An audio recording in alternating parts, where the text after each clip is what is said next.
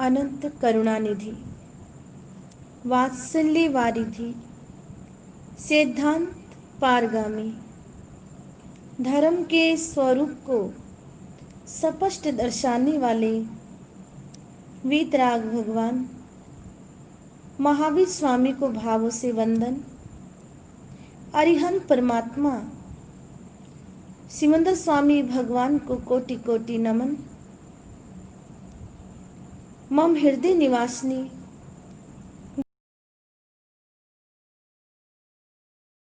आत्मा श्री बीना जी महाराज साहिब के श्री चरण सरोजों पर भावों से बारंबार वंदन करते हुए धर्म सभा में उपस्थित धर्म प्रेमी बंधुओं, माताओं एवं भावी जीवों, आप प्रतिदिन प्रवचन श्रृंखला श्रवण कर रहे हैं। आपकी तरणहार आत्मा सदा ही धर्म में अग्रसर रहे, ऐसी मेरी सद्भावना है। आज आपके समक्ष एक ऐसे द्रव्य का नाम लेना चाहती हूँ जिसको हम मन कहते हैं। मन एक ऐसी वस्तु है जिसमें हम सोते जागते उठते बैठते लाखों लाख विचारों को उत्पन्न होते हुए देखते हैं। मनुष्य सो जाता है लेकिन मन और मस्तिष्क कभी नहीं सोते। विचारधारा में प्रत्येक प्रकार की वार्ताएं आती हैं और चली जाती हैं। ध्यान में भी कहा है कि मन को वश में करो, लेकिन ये मन आज तक किसी के वश में नहीं होता। मन कब वश में होता है?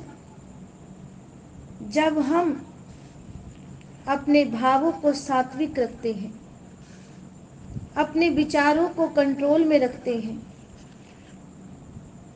हमारे विचार, हमारी लेशिया, हमारी सोच जब तक नहीं बदलेगी तब तक हम अपने मन को पावन पवित्र नहीं कर सकते।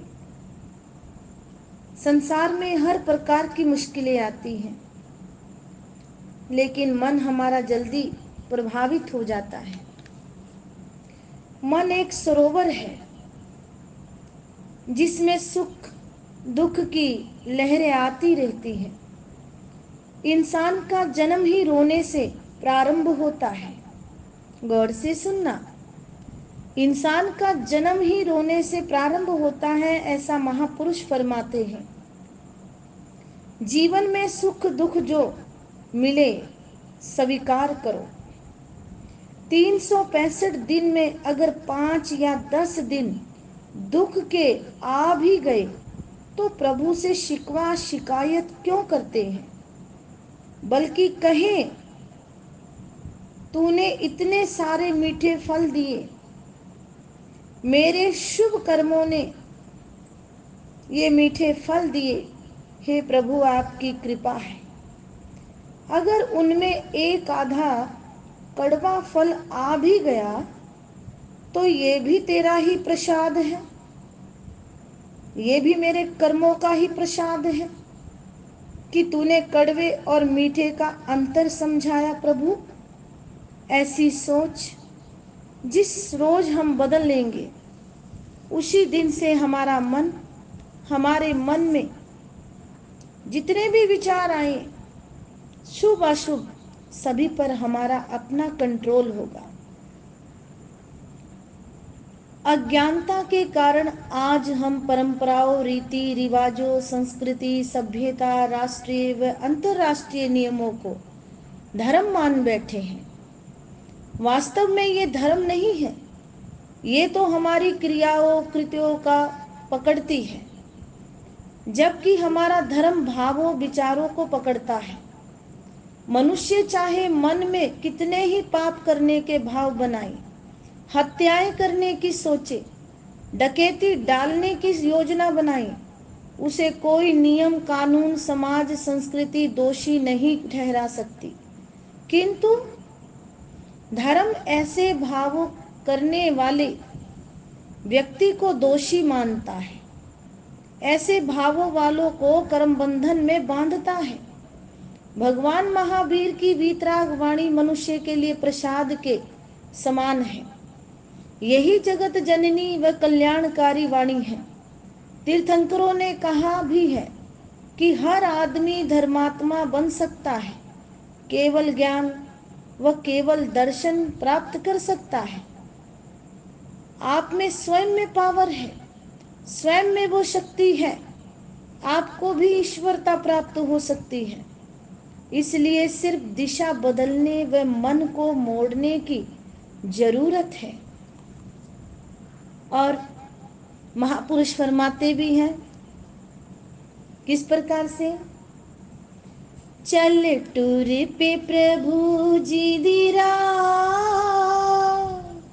अड़िया न कर मन वे ओ। चल टूर पे प्रभु जी दीरा,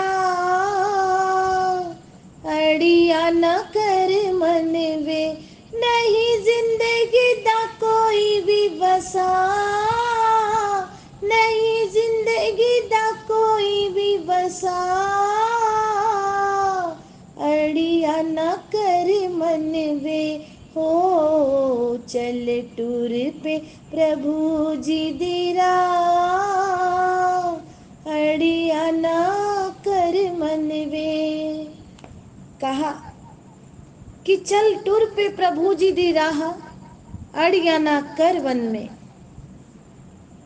कहते हैं वीतराग प्रभु की वाणी है, यही जगत जननी व कल्याणकारी वाणी है। तीर्थंकरों ने कहा भी है कि हर आदमी धर्मात्मा बन सकता है, केवल ज्ञान व केवल दर्शन प्राप्त कर सकता है। इसलिए सिर्फ दिशा बदलने व मन को मोड़ने की जरूरत है।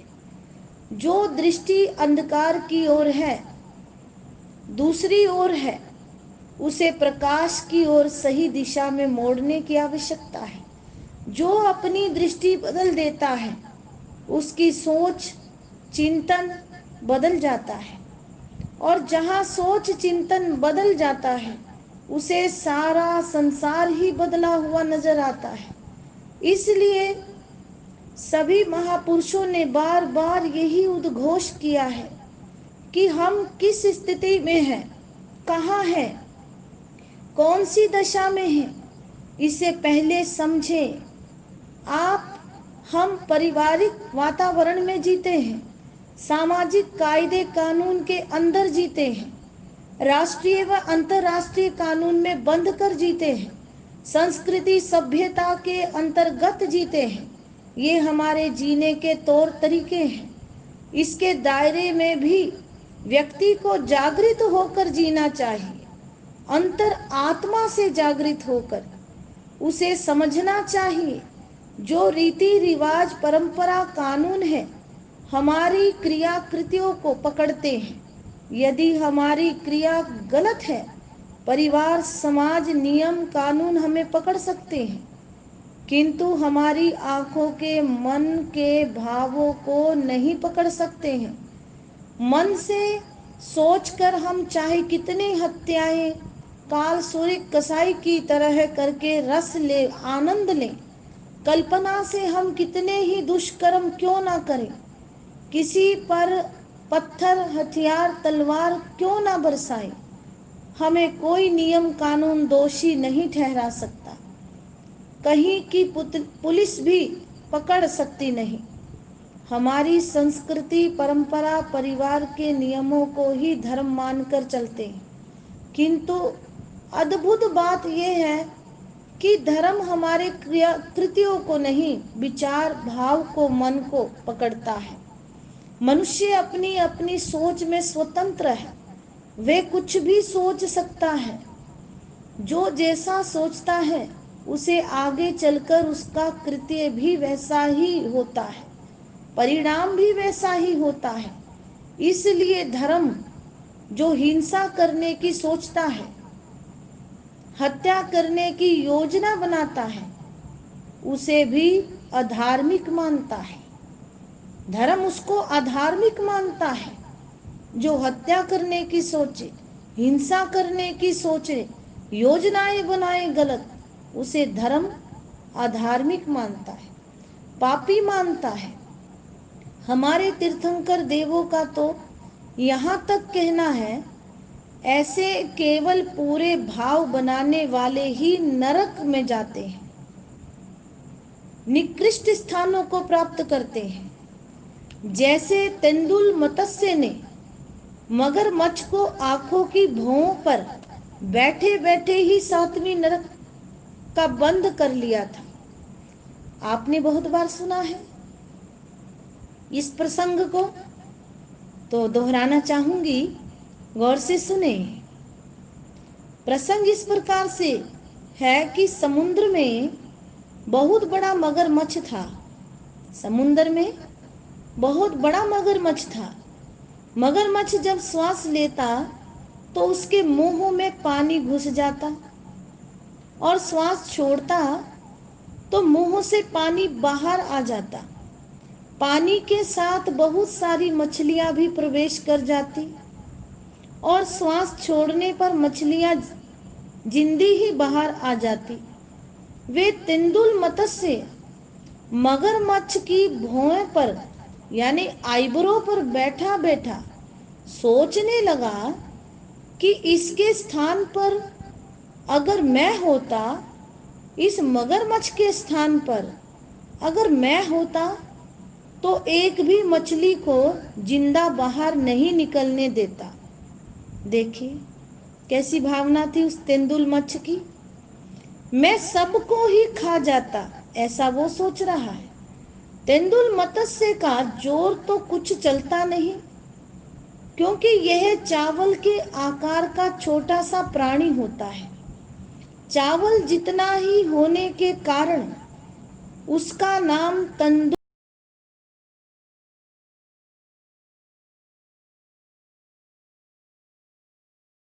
का ये मत्स्य। बड़ा कहने का तात्पर्य ये है कि उसने भाव मन के द्वारा ही महाभयंकर 7वीं नरक के कर्म बंध कर लिए थे। भगवान महावीर का फरमाना है, यह है कि जिसने भाव मन से हिंसा की, उसने वास्तव में हिंसा कर ली है। किसी के कर्म कृत्यों को देखकर ही उसे भला बुरा नहीं करना चाहिए। हो सकता है जो हम देख रहे हैं वह सच ना हो, और जो अच्छा हो रहा दिखता हो उसके पीछे बहुत बड़ा गलत काम हो रहा हो सकता है ऐसा। इसलिए आदमी को, मनुष्य को दूसरों को देखने का प्रयास नहीं करना चाहिए, क्योंकि वह दूसरों को देख ही नहीं सकता, वे केवल अपने को ही देख सकता है।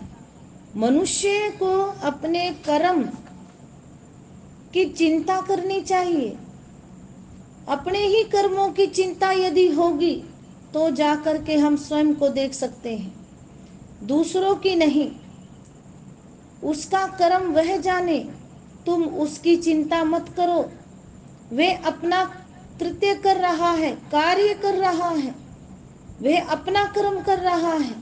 महापुरुषों ने भी यही कहा है। उन्होंने स्पष्ट तौर पर कहा है कि पाप से घृणा करो, पापी से नहीं। धार्मिक लोग पाप से ही घृणा करते हैं। आत्मा को शक्तिशाली बनाने, उसको अपना मालिक बनाने के लिए जरूर शरीर को तपाने की। आप जप तप करके आत्मा के मालिक बनो। आत्मा को मन एवं इंद्रियों की गुलामी से आजाद करो। धर्मात्मा बनने ते देर नहीं लगेगी। यदि आप चाहो तो धर्मात्मा बनने में कोई देर नहीं। भाव मन की जागृति ही पाप से बचा जा सकती है। हमारे आगमों में भाव मन का वर्णन आता है। द्रव्य मन पौद्गलिक है, सड़न गलन स्वभाव का है, यौगिक है, किंतु भाव मन का तात्पर्य आत्मा है। भाव मन के जागरण से आत्मा पाप से बचकर एक दिन परमात्मा भी बन सकती है। अतः भाव मन में अधर्म नहीं, धर्म को स्थान दे, हिंसा को नहीं, अहिंसा को स्थान दे, और पाप को नहीं, परमात्मा को स्थान दे, जिससे ये आत्मा, आत्मा से परमात्मा, भक्त से भगवान, नर से नारायण, से शिव, अजर से अमर अवस्था को प्राप्त कर सकता है। एक दोहे में भी कहा गया है, महापुरुषों ने फरमाया है, त्याग तपस्या से पवित्र परिपुष्ट हुआ जिनका तन है। त्याग तपस्या से पवित्र परिपुष्ट हुआ जिनका तन है। भद्र भावना भरा स्नेह संयुक्त शुद्ध जिनका मन है।